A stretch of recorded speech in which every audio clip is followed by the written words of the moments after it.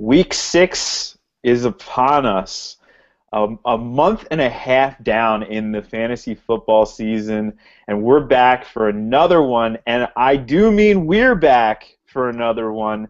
I'm your host, Jeff Ratcliffe, for the Fantasy Slant. This is an IDP edition. And of course, finally, after 2 weeks of riding solo, we have Ross Miles back in the mix. Ross, everybody's missing you. I've been getting tweets. And maybe, I don't know if you listened to the show, but I even made an Australian joke about you last week. I mean, you've been on all of our minds. So what's going on? Tell everybody how you've been. I'm good, Jeff. I'm good. I'm just busy with football stuff. I mean, it's been a case where our schedules just haven't quite matched up. Obviously, it's quite difficult sometimes to arrange us to both be on the same time, so, to be free at the same time, because I'm in England, you're in America, and we lead busy lives, and we've got articles to write. So I'm just glad we can actually talk IDP together for once, because I miss it. I genuinely miss it when we don't get to do it.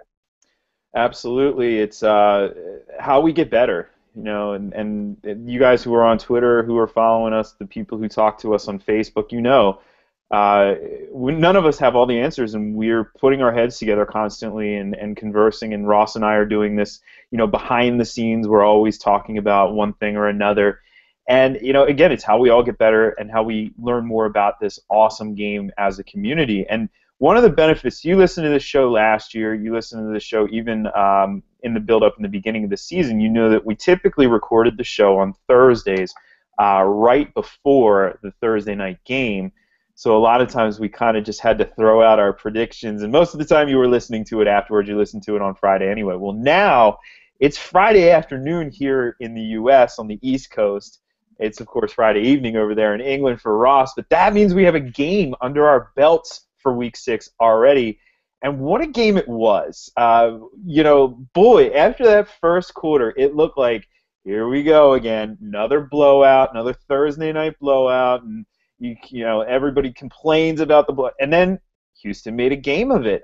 If it weren't for Ryan Fitzpatrick's sort of questionable play at the very end there, or maybe we could say very good defensive play from Bjorn Werner, that might have come down to the wire. The Texans looked like they were in this thing. So you got to like that. You got to like the close score. You got to like the comeback. But you also have to like some of this IDP play, Ross. Okay, J.J. Watt, we know. The guy is awesome. He's outrageously good. He is arguably the best player at any position across the board in the NFL right now, and I think he should be in the MVP race. He scored his second touchdown. This guy's scoring touchdowns. Third touchdown. Defensive. Third touchdown. Second defensive. I know some of you were in leagues where you didn't get credit for that offensive touchdown, by the way. But this guy's putting up points across the board. But Ross, I want to point out another player, a player who really stood out. Actually made a couple plays last night. When I watched, I thought, oh, that was J.J. Watt. Wait, it wasn't J.J. Watt. It was Jared Crick. Okay, now we've seen Crick, obviously a rookie, playing on the other side of the line, and he's been a little up and down. He didn't look very good against those Giants back in Week 3. But he's been getting more and more involved, and then this week we see him play 64 out of 87 defensive snaps, so by far his most involvement in the defense. He started the game. He was disruptive in the backfield, 4 quarterback pressures. He had at least 1 tackle for a loss. I don't have the numbers in front of me, but I know I saw 1 tackle for a loss. The guy was making plays. Is he now on this fantasy radar? And Ross, we looked at a lot of these guys, the rookies, in the preseason prepping, or before the draft, in the draft process prepping for it. Crick didn't really stand out that much to me on film, but I just wanted to get your general thoughts about this guy, and should we be taking note? Is the NFL trying to tell us something about Jared Crick? I mean, obviously it's a standout performance, Jeff, and you've listed some pretty impressive statistics he's managed to rack up on the night. But I think there's, a few other things we need to consider, like potentially the return of Jadeveon Clowney. How is he going to fit in? Is that going to impact the role Crick plays? Obviously they don't play the same position, but outside pass rush. What about Louis Nix when he's fit? So I think there's some other things that are still happening in that defense, but. When a rookie puts up those kind of numbers, you definitely have to stand up and take note. Yeah, absolutely. And I think Clowney were probably, well, at least initially it looked like, okay, they can't wait to get Whitney Merciless off the field because he really wasn't that good until last night, of course. Mhm. And he looked fantastic last night. He had his best game of the season, no doubt about it. Very disruptive as well. And that really helps J.J. Watt even more. I've heard people say, "Oh, well, it's just J.J. Watt on that defense." I don't agree with that point. This defense does have some players. I mean, yeah, there are some players who may be a little overrated, but Merciless playing well, Brooks Reed still playing well, creating disruption, and that allows J.J. Watt to just do what he does. So his value is going to stay where it is. But a player whose value has been sort of fluctuating, we've had in question, uh, is Brian Cushing. And part of the reason why we've been questioning Cushing is we've noted week in and week out from the beginning of the season that Cushing hasn't been in an every down role. Well, Ross, that changed last night. He was back in the every down role, but his numbers weren't very good. Despite there being some opportunities, Indy does give up some tackles to linebackers. So are you concerned about Cushing? He put up some numbers without every down, then he gets every down, not putting up numbers, and he's still really been hovering in that LB2, maybe even back end of the LB2 range as a result. Are you concerned about him, or are you sticking to your guns and you still have him as an LB1 going forward? I'm finally glad he's got the every down roll back because that is crucial to being a valuable fantasy football player. I'm concerned with my my ability to rank him correctly. We both talked about how the fact he wasn't an every down player and you had to stop ranking him as an LB1, which I did, and then he put up the LB1 numbers, and then I've dropped him back down, and he's gone and won the job back. Admittedly, he hasn't put up good numbers, but it's a little bit concerning. I, I I would err on the side of caution. We've seen numbers from him already this season. He's still the same dynamic playmaker who can put up, points from other things, sacks, interceptions, forced fumbles. So as long as he retains that every down role, I'm going to stick to my guns and have him right on the cusp of that LB1 territory. Mainly because we've seen too many people in that LB1 band, fall to injury. Johnson, Lee, Alonso. If those guys were all fit and healthy, I think, and obviously chucking someone like Washington who's suspended, Bowman's out. So I mean, if those guys are fit and healthy, I think definitely he's an LB2. But with those guys out, I'm still going to give him the benefit of the doubt. He's a player whose ability I trust, and if he's in that every down role, I'm going to have to start him.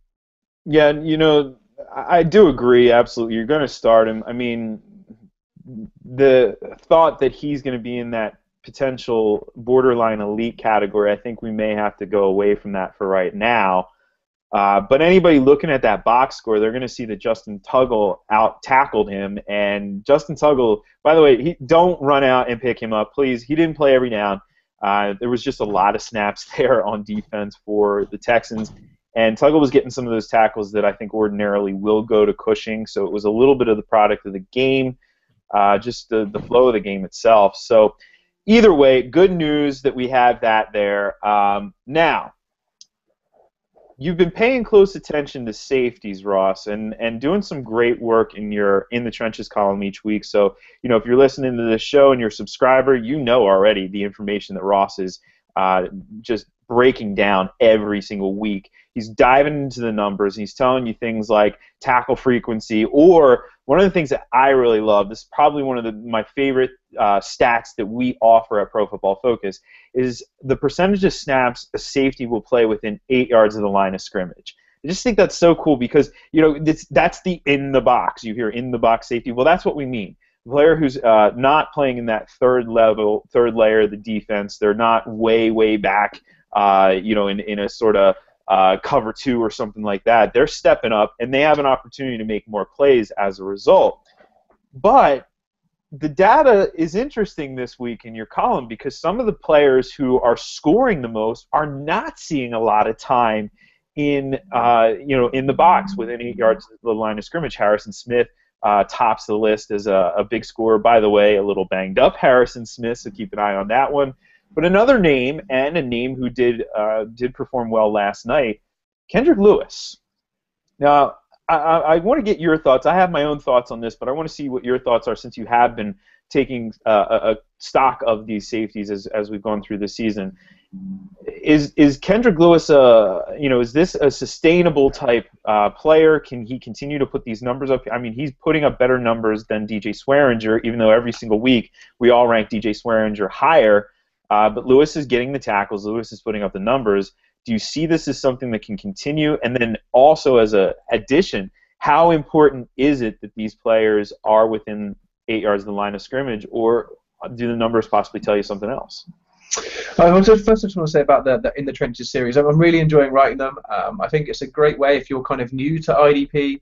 Maybe it's a little bit more in depth than you're looking for. But if you've played IDP a little bit and you're looking to step up your game, basically what I'm doing is just kind of peeling back the curtains and trying to show you the kind of stats that me and Jeff are looking at when we're deciding our rankings. Kind of things that are, powering the statistics that make fantasy football tick. So if you're a fan of sort of getting, a bit more expert and stepping up your game, I think it's a really interesting series to pay attention to. And yes, Jeff, I have been looking at safeties and the in the box safety stat, the 8 yards within the line of scrimmage. It is really interesting and it has got some fantasy relevance. Kendrick Lewis, yeah, he's under 40%. But that's pretty much almost directly on the league average right now. I think he's got 38.9% of run snaps he's been on the field for. He's been in the box. 39.9% is what the league average is. So he is floating very, very close to the league average. But, there's plenty of players that are well above that he's outscoring. I think I'm going to still stick with Swearinger in the short term, mainly because I read it as my confidence in the guy to be around the ball more. Obviously, when teams are playing the Texans, they're chasing them, they're trying to get after them because they've been quite good recently, and Lewis is exploiting that. But I'm not going to suddenly have this guy ranked as a DB1. I don't think in the short term. I need to see a little bit more data from him. As for the stats in general, at the top of the rankings, you're going to immediately see there's three guys who you've mentioned: Jeff, Harrison Smith, Michael Griffin, and Lewis. So all around the 40% mark, which is relatively low at this time of the season for being in the box. But you have to look at the fact they probably generated big play turnovers, and at this stage of the season, when we've only got 5 games under their belt, that can really skew the statistics. If you take a little bit of a step back, 8 of the top 20 made it to the top 20 in the top 20 safeties for being in the box, and then there's also there's Hussein Abdullah. He just missed the list, but he's also one of the top safeties for point scoring. So I think it's a really useful statistic to help pick people out. You can find some really sneaky value. Troy Polamalu is a player we've sort of moved away from, but now he's got back to being a more in-the-box kind of player again over the last couple of seasons. He's seen a resurgence in his fantasy value. You've mentioned Swearinger, and I've mentioned TJ McDonald in several articles. These guys are both hitting around the 70% mark for run snaps in the box.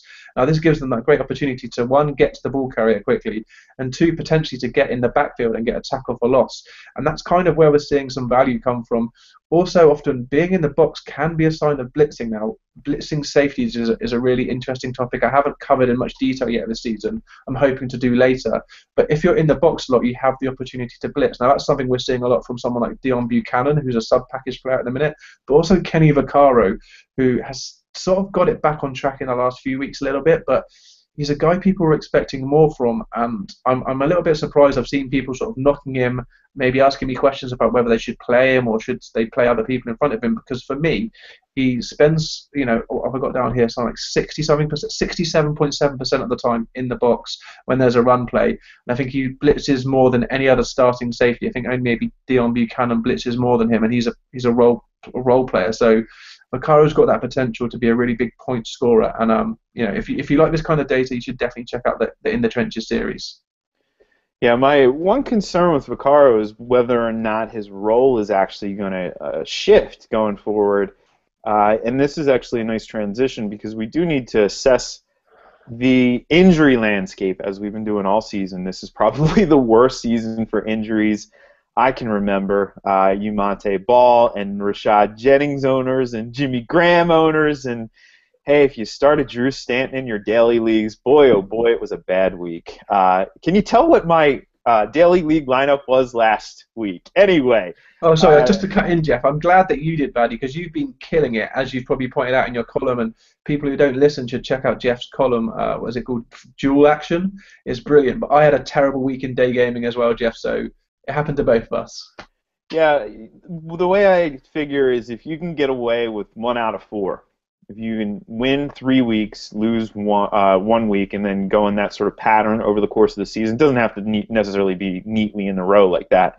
But if you can win in, I typically don't play week 17, so if you can win in 12 out of 16 weeks, then you're making money. If you can win in 13 out of 16 weeks, you're really making significant money. Yeah, definitely pay attention to that column.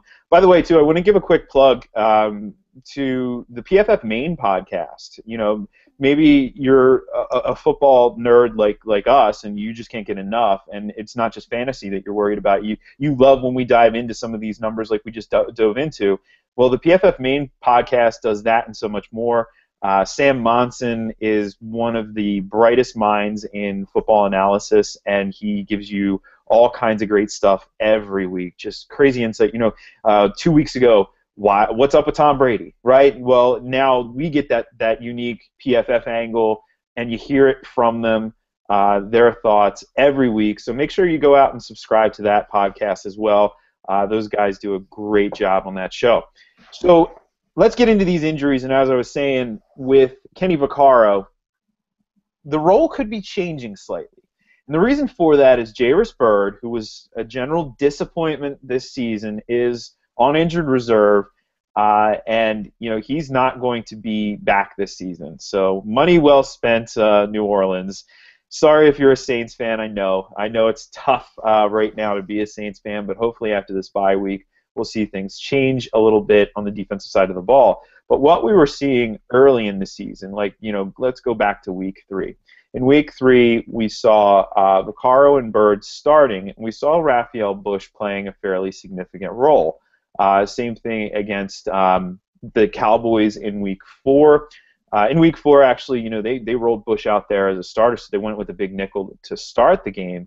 Then last week, of course, Bush goes into the starting job, and they really don't have another safety who can kind of do what Bush. Bush was a guy who they prioritized. Bush could have went elsewhere in this offseason, so they prioritize him. Now this really changes the complexion of the defense itself, and we have to kind of reassess. We have to sit here and really think, now, is this going to be Vaccaro's role going forward? Are we going to see him playing close to the line of scrimmage frequently? Really interestingly, if we take a look at what we saw in last week, he still did, right?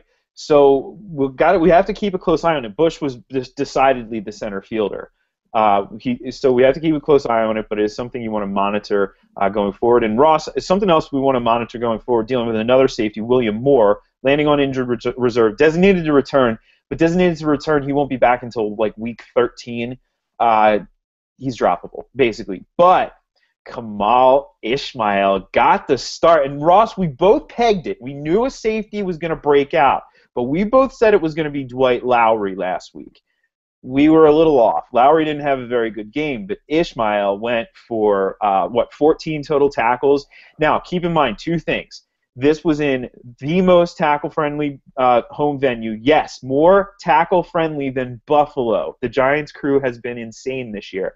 And it was in the number 1 matchup for safety so far this season, the Giants. You hear that, Malcolm Jenkins owners? So, obviously, we're not going to expect these huge performances, but I want to get your general take on Ishmael going forward. What are your thoughts on him? Where do you position him as an IDP option? Yeah, I do like Ishmael. I think he has potential. I've got him ranked as kind of mid to low DB2 at the minute, which is kind of a shade back from where William Moore would have been. I wouldn't want to drop him into the DB3 tier, that huge tier we always talk about. I'd have him a bit above that. I looked at the numbers same as you would have done. How are both safeties being used, Lowry and Moore, and they had a similar profile. I went with Lowry being the better of the two in our rankings, mainly because he's more of an established name. Obviously, Ishmael's come up with a great performance. But again, I think we can probably talk about another safety injury, Jeff. If we head on over to Tennessee with Bernard Pollard's now hitting IR, and an old faithful sounds like he's going to step in and take the reins up. George Wilson. Thinking back finally to, what was that, 2011? He had a great season 2008, 2009. and then he did it again in 2011, and he was a massive sleeper in 2011. I remember specifically talking with you, and we spoke about how Cam Chancellor seemed to be off the radar, and George Wilson, and you got them both right at the end of your draft, and I did, and it helped me win several fantasy championships. So I'm not sure if he's going to have quite the same impact this year, but yeah, I can thank a few championships. I mean, maybe you don't want to thank a whole championship on just one safety, but he definitely played a role when you can get someone in like the last round of your draft who ends up being a top 3 safety. That's a money maker. Yeah, there was one problem though. In 2011, he was 30. In 2014, he's 33. And 33 is a young man, says me, of course. But it's not a young man in the NFL. And I'm a little worried here. I know that the initial reaction, a lot of people, the initial reaction was run out and get him. He's going to be the guy. He's going to pick up the slack for Pollard. And while I think it's fair to say that Wilson's definitely going to be in that position. Wilson is going to, serve that role. But Wilson does appear to have lost a step or two. And that's obviously a concern here. He's never been the best in coverage. We know that. Neither is Bernard Pollard. But is he going to be the one getting to those tackles, or is it going to be Michael Griffin? And obviously last week Michael Griffin goes out and puts up big numbers. And again, the initial response was, well, we've seen this out of him before. What was that? 2 years ago, he had like 18 tackles in week 2.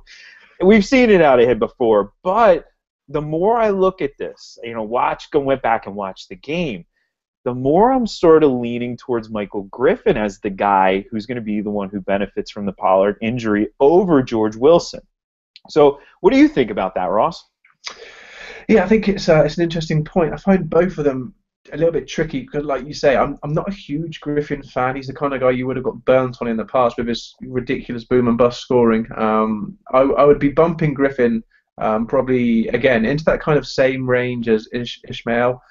Wilson, I'm going to stick to my guns a little bit and keep him right at the bottom of that DB1, maybe top of the DB2 tier, mainly because I do think, so far this season, he's been used almost exclusively in big nickel and that kind of formation.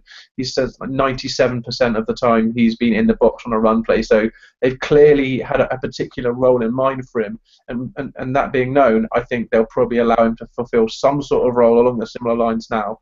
I did have a quick look at how Griffin and Pollard were matching up for their time in the box, and it was pretty even, 41% Pollard, 43.5% Griffin, so maybe that's going to shift a little bit more to be like 60-40 with, the way that they've used Wilson in the past, keep him away from being a coverage liability. But we'll wait and see. Well, I think that the possibility here, though, is with, George Wilson was playing linebacker, essentially. And we know why he was playing linebacker, because the Titans really don't have linebackers. Zach Brown going out. They had Xavier Gooden in there, who's a base. He's a 2-down guy. And Wesley Woodyard playing every down, at least until last week, but more about that in a second. And so they had Wilson coming in and playing linebacker in the sub-packages. But with what we've seen out of Avery Williamson, it looks like he may be the potential guy to serve that in that role, with Woodyard maybe sliding back to not just a 2-down role, but maybe just a nickel role, not a dime role. That's a potential. We don't know just yet because we saw Williamson and Gooden still sort of rotating last week. But I think that it's pretty fair to say that Wilson won't be doing that same role that he was doing before. They were kind of utilizing the fact they had 3 viable safeties who can play and give them snaps. Now they don't. Now they really have to utilize Wilson in that Pollard role.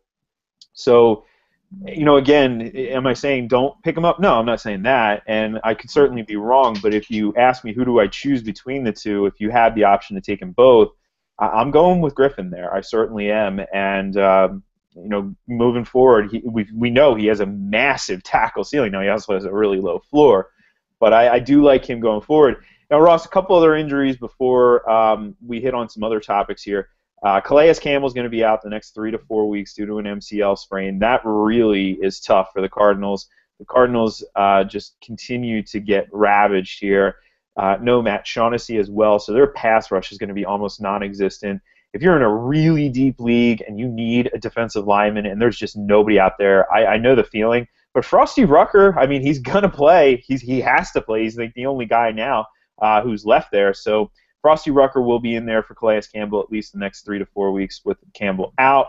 Perry Riley sprained his MCL on Monday night. He's going to miss some time. We don't know exactly how much time, but it does look like he's pretty much guaranteed to miss this week based on what I've been seeing from practice reports. It looks like, and I'm pulling the practice report up, Perry Riley did not practice on Wednesday and Thursday. I don't have the Friday report yet. But that doesn't bode positively. That means that we're going to see Will Compton in place of Riley, and I don't know if you really want any piece of that. This is going to bump Keenan Robinson up. Now, let's move on to. Sorry, there's a couple of other guys. Vontaze Burfict's practicing in full. That's he could be getting back on the field, Jeff. I think that's fairly important. Obviously, I'm sure people are aware he hasn't passed the concussion protocol yet, but that seems to be a bit of a slam dunk if he's practicing in full. I thought that was fairly noticeable. And one other linebacker I want to mention, who I actually mentioned in my weekly waiver wire column as a pickup, Navarro Bowman. News has come out since I penned that it's going to be later rather than sooner. So maybe step back and wait another week. But when you're talking about a talent like Bowman, you really need to be in early because when he's back, everyone wants him. He is a lock to be a top 5 linebacker rest of the season when he's on the field. I am a little concerned, though, because San Francisco has been a horrible venue for tackle production this year. So, hesitant a little bit. Obviously, he's still going to be a very strong option.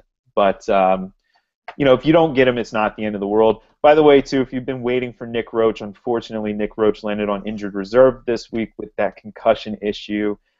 This makes the Burfict thing a little scary. I'm not saying that the Burfict thing and the Roach concussion are exactly the same by any means. It's great to see that Burfict is back in practice. Let's get him back on the field, and let's hope that he doesn't sustain any other concussions this season because, boy, the new protocol is really aimed at protecting these players, which could mean that he'd be out just like Roach if that happens again. Now, keep a close eye on it. Full practice is a very good thing, but we still need to see him get back on the field. By the way, too, maybe one other linebacker before we move on. Mason Foster looks like he's going to be back in action. Sorry to those of you who ran out and picked Danny Lansana up after another big game. Lansana looked good. He did. It's just Foster's going to be the preferred 3-down linebacker. It looks like Lansana's going to stick out there, though. And stay in the base defense at the strong side position. So that's at least good. Michael Kendricks won't be back this week as well. That makes sense. The Eagles on bye next week. Still waiting on Nigel Bradham. More about that in a second. We're also waiting on C.O. Moore to see if C.O. Moore is going to be back. Chad Greenway will not be back. Go ahead, Ross. I was going to say, Rolando McClain hopefully back. He's a guy who probably plenty of people picked up in those first couple of weeks when it was obvious he was going to be on the field. He hasn't been on the field since week 2. I'm reading reports he is expected back this week, but Bruce Carter is not.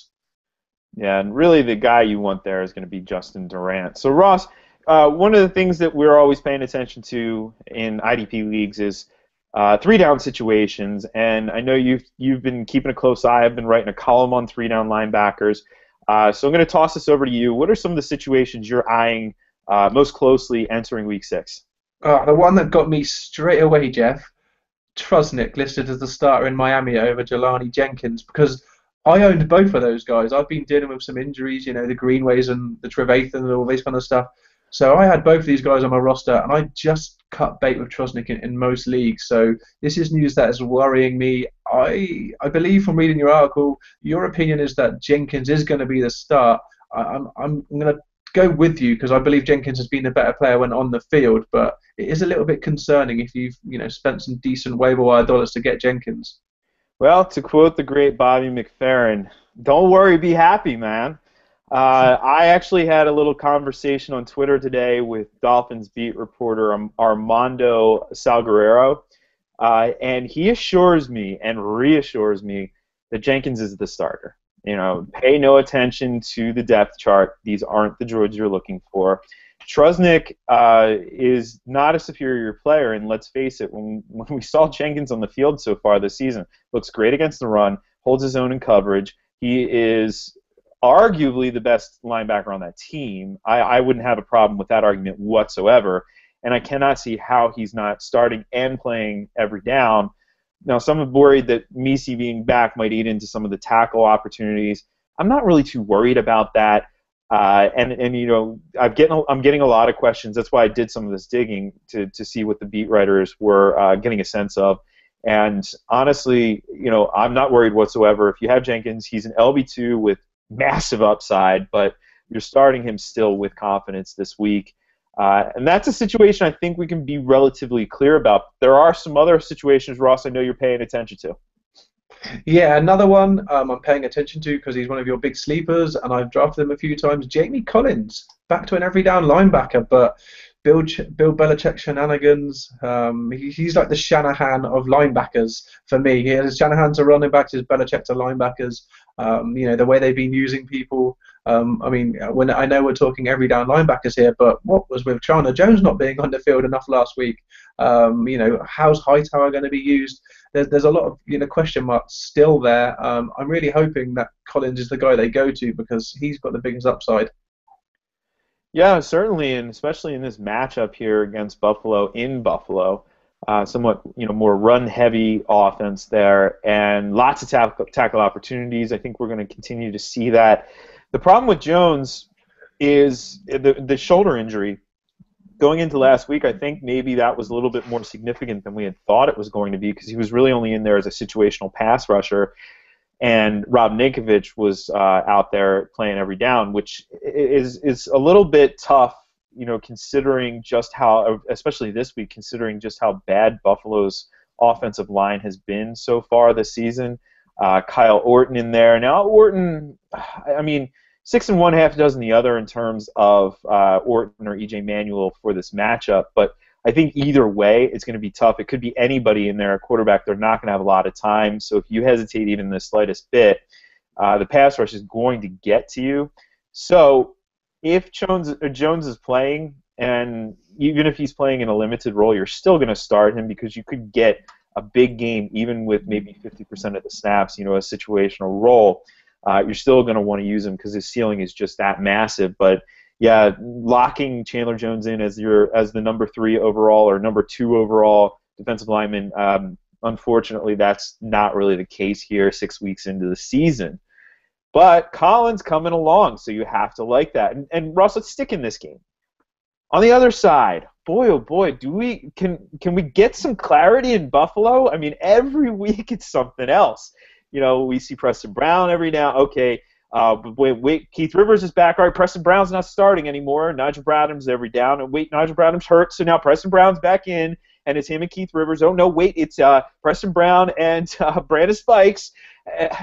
What are we doing here? Can you make heads or tails of the Buffalo situation? It's part of me just thinks it's a team that's struggling and they're just trying to kick the tires as many of these players as possible. They've changed quarterback. Sammy Watkins isn't blowing it up as much as they'd like, so that kind of puts pressure on your defense. Players are banged up. I know I read a lot of stuff in the preseason about how Preston Brown was the guy they were expecting to take over in the middle. And I think we all know what we have with Spikes. He's a 2-down thumper. So if they start wheeling him out as a 3-down linebacker, if we can see that, they should be able to see that. We're shaking our heads here, and Bradham's a guy we've liked. I think they have to get back to the Brown, Brown, Spikes, and Bradham eventually. But Rivers has never really done it for me. He's never really lived up to the hype of coming out of that USC class. Rivers is probably more of a stopgap for me. He's the guy I'm not going to be taking, and I'm not taking Spikes either. I'm going to stick with Bradham and Brown as the ones I want to own in that situation long term. Yeah, I guess, to be fair, though, Spikes was pretty good this past week in coverage. I really didn't see any plays where it was like, what is he doing out there or anything like that. So it's just a confusing situation. My take is really, if Bradham is playing, you're starting Bradham. If Bradham's not playing, you're starting Brown, and that's kind of as far as we can go with this. We really don't want any other piece of it because really it's they've shown this is kind of their hand at this point. So it's not ideal. It'd be really great if we could just get a sense of saying, this is the guy and start him, especially when they play in their home games because of how many tackles they get. But this one, it's a tough one. It confounds IDP owners. Not as tough, though, in Denver. It's pretty obvious. Danny Trevathan's back, folks. Start him. If you got him, you're happy. And we warned you. I warned you over and over and over again.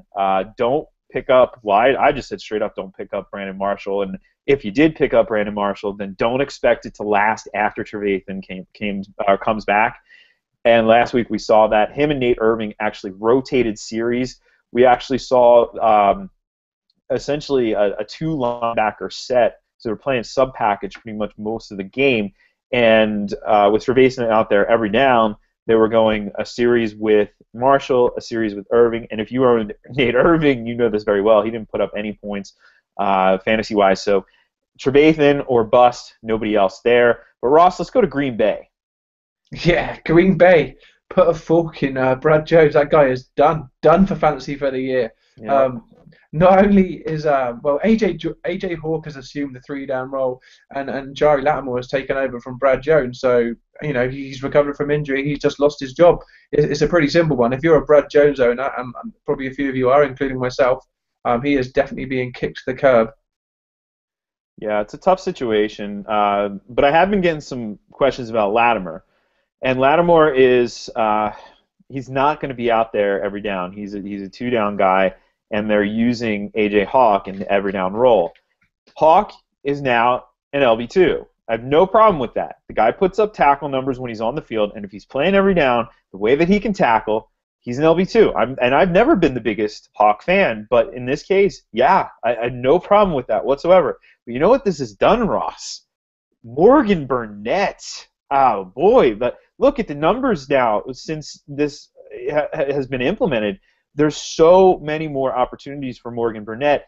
And, like we were just talking about with New Orleans, when we have a situation where the team has extra safeties, like what we're seeing in Arizona right now, and they can go to these sub-packages where they have 3 safeties, possibly even 4 safeties like in Arizona on the field, then that creates opportunities for one of those safeties to get down in the box. And Morgan Burnett with Ha-Ha Clinton-Dix there coming out in the sub-packages, because Ha-Ha Clinton-Dix still is not a starter. He's seen a lot of snaps, but he's not a starter. This has been a bonanza for Morgan Burnett, and I think it's pretty safe to say, in my rankings at least, this is how I have it. Morgan Burnett is the #1 defensive back and is going forward.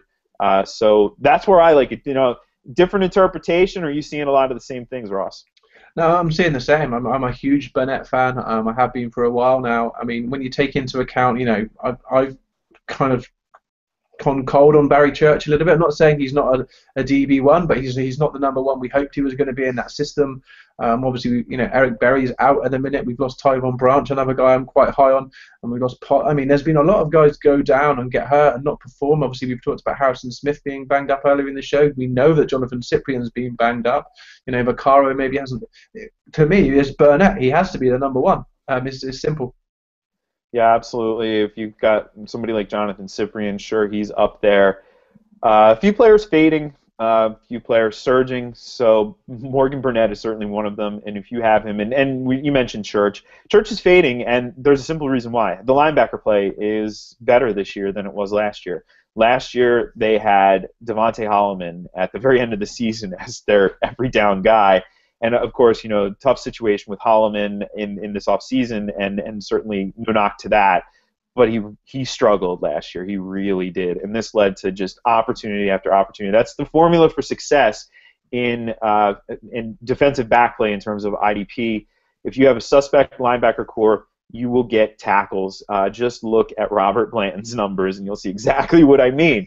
But, Ross, it's that time of week. We love this time of week where we're going to go through and pick out some of the players that we are going to start and some of the players we're going to sit. And I'll toss it over to you, giving you the floor to start. What players are you starting this week? We'll go through those. I'll give you mine, then we'll hit up the players we're sitting. So who are you starting this week?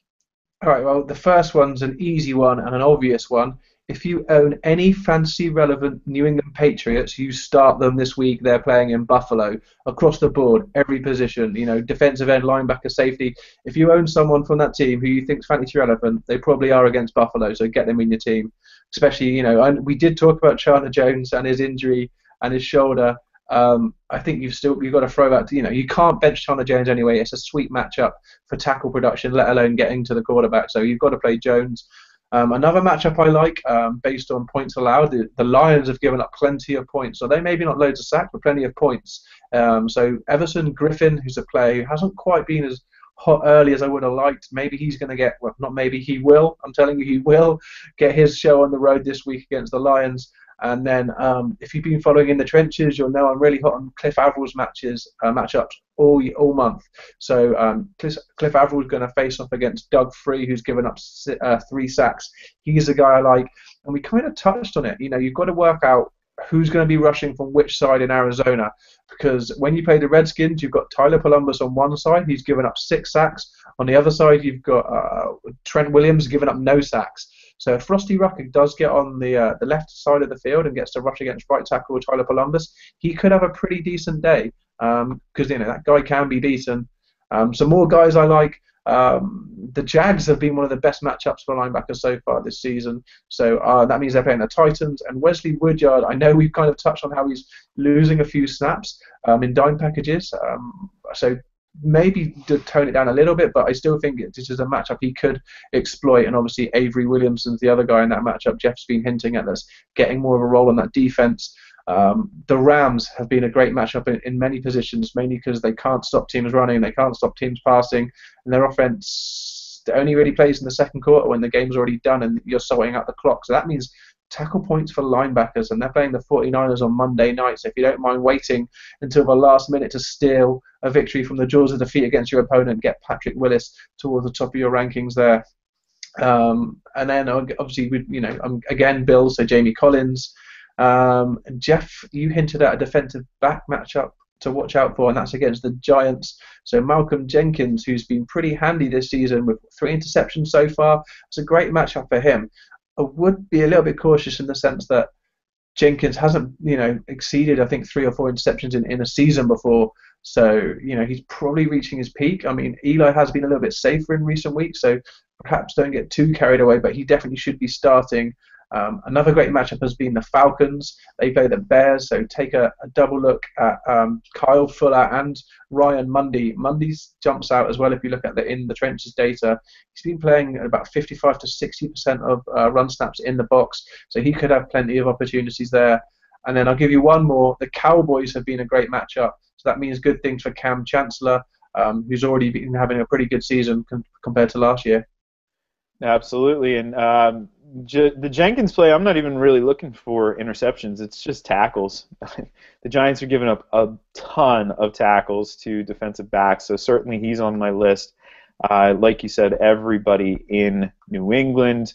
You have to love that matchup from the standpoint of the defensive linemen, because the Bills are giving up more quarterback pressures than any other defensive or offensive line to defensive linemen, so that's a fantastic matchup there.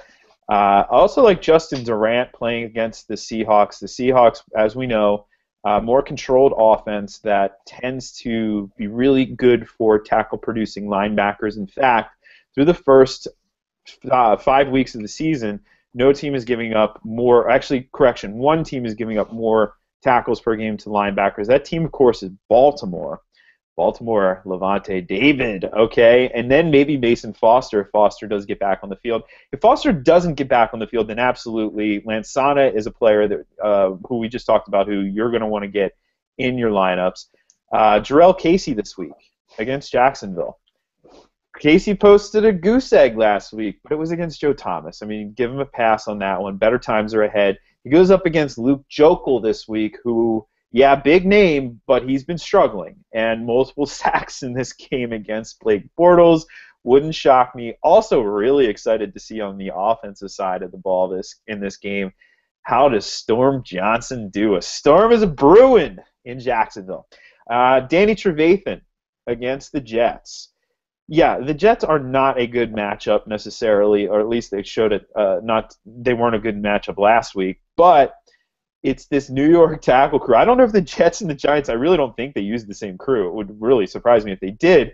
But the Jets have been one of the best crews, most tackle-friendly crews so far this season as well. So, I'm absolutely rolling Trevathan out there with the utmost confidence. And Antrell Roll, of course, against the Eagles. The Eagles giving up a lot of tackles. Go figure to defensive backs. You're certainly going to want to get him in there.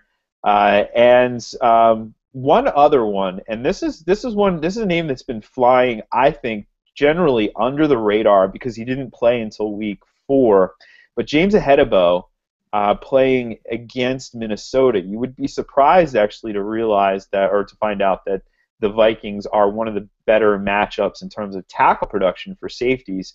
So if you're looking for somebody to start, James Ahedebo, a really intriguing name. Ross, who are you sending to the bench this week, or who are you downgrading?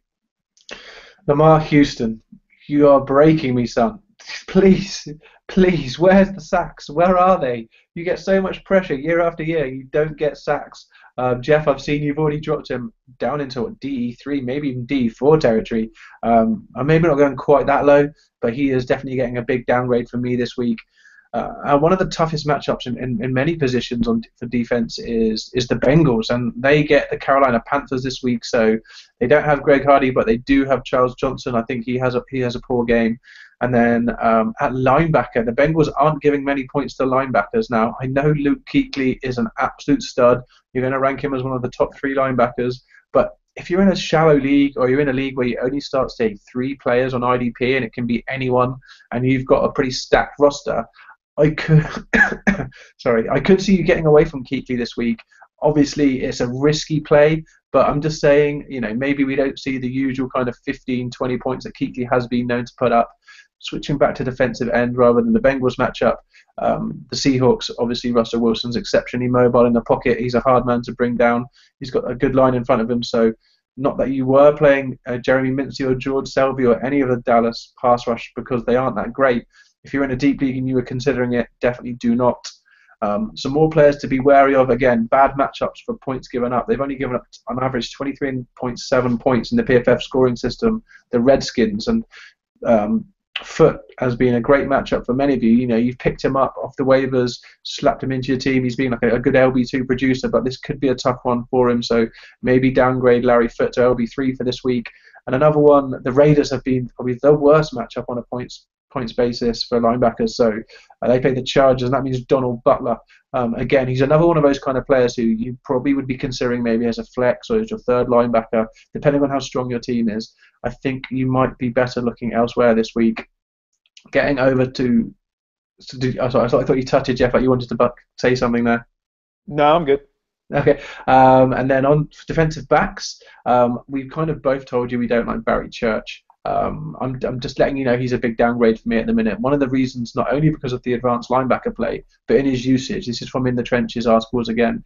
This year he's only spent 24% of run plays in the box compared to about 45% last year, and that's one of the reasons he's dropped down towards the bottom of that DB1 tier. So again, if you're in a shallow league, there's probably better options than Church this week for you. Another poor matchup, the Cardinals. So Brandon Merriweather from the Redskins. I know he's a guy who Jeff had a little bit of a comment with this week on Twitter. Someone was saying he was a good matchup, and he obviously had a big play which helped him get plenty of points. This week, I'd be a little bit wary. It's not a good matchup, so don't try and get clever and plug him in. And then again, another guy I've been touting, if you've been following my articles, is Reggie Nelson. He's been blitzing a lot, and therefore that's a really sneaky value. He's had some great days already this season, but the Panthers have been a poor matchup for defensive back. So if you were thinking of plugging Reggie Nelson in as a bit of a flyer, maybe not this week. Now, as we're going through here too, I think maybe that's where you heard my guess. I'm just looking at Jim Irsay's Twitter feed, and I'm trying to make heads or tails of this one particular tweet that he put out that got retweeted over 1,000 times.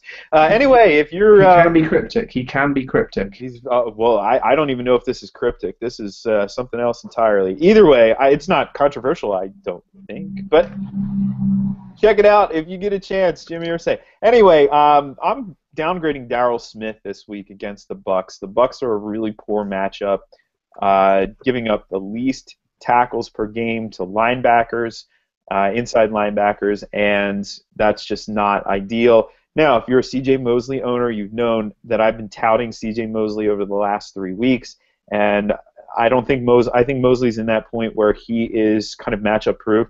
May not be his biggest game of the season, though Tampa does have a very favorable home stats crew. So Mosley, I think you're fine. You're starting him if you own him. Darryl Smith, I might think twice about.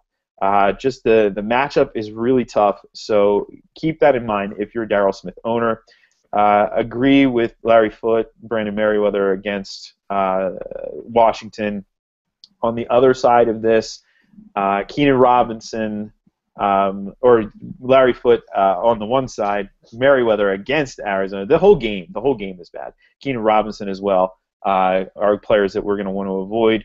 Michael Griffin versus Jacksonville. We talked about him. Yes, I do like him over George Wilson going forward, but this is just a bad matchup. Jacksonville, we know they're a good matchup for linebackers. That's because most of the passes are coming short, and their run approach there's just not a lot that's getting to that next level for the safeties to clean up. So we really haven't had very many big days out of safeties in matchups against Jacksonville, so you're going to want to downgrade Michael Griffin this week. I agree Lamar Houston. I also agree Jared Allen, and I also agree Willie Young because Atlanta just doesn't give up sacks to defensive linemen. They're one of the worst matchups. They give up pressures, interestingly enough, so that would say a lot about Matt Ryan. So far this season, they've actually given up 44 pressures to defensive ends. They've given up 1 sack. That's a really impressive number there for Matt Ryan. Compare that to Cincinnati. Cincinnati to defensive ends has given up 7 pressures and 0 sacks. 7 pressures! That is a horrible, horrible, horrible matchup. So you want absolutely no piece of that this week. And any week. That offensive line has just been playing tremendously. And I agree, Barry Church is getting the downgrade across the board, not only this week, but for the entire season. It's a bad, bad, bad matchup that you want absolutely no piece of. So avoid that one and make the right starts. And if you need help, whether it's today, tomorrow, Sunday morning. Now, Sunday mornings are busy, folks, but make sure you shout out to us on Twitter. He is at Ross Miles NFL, and I am at Jeff Ratcliffe. Or is it _NFL? No, it's just NFL. There we go. I got it. I knew that. I'm at Jeff Ratcliffe. Of course, you can follow our feed, the main feed for the site, at PFF_fantasy. You follow the great folks at PFF Main. That's just at PFF. That's probably the easiest one. And like us on Facebook. Get on there. Join the conversation. We have all kinds of fun stuff. So that's going to do it for us. We'll be back here next week, same place. Maybe not the same time, but it'll be on Friday. So we'll get back to you then. Enjoy Week 6. Best of luck to you for Pro Football Focus. He's Ross Miles. I'm Jeff Ratcliffe, and that's a wrap.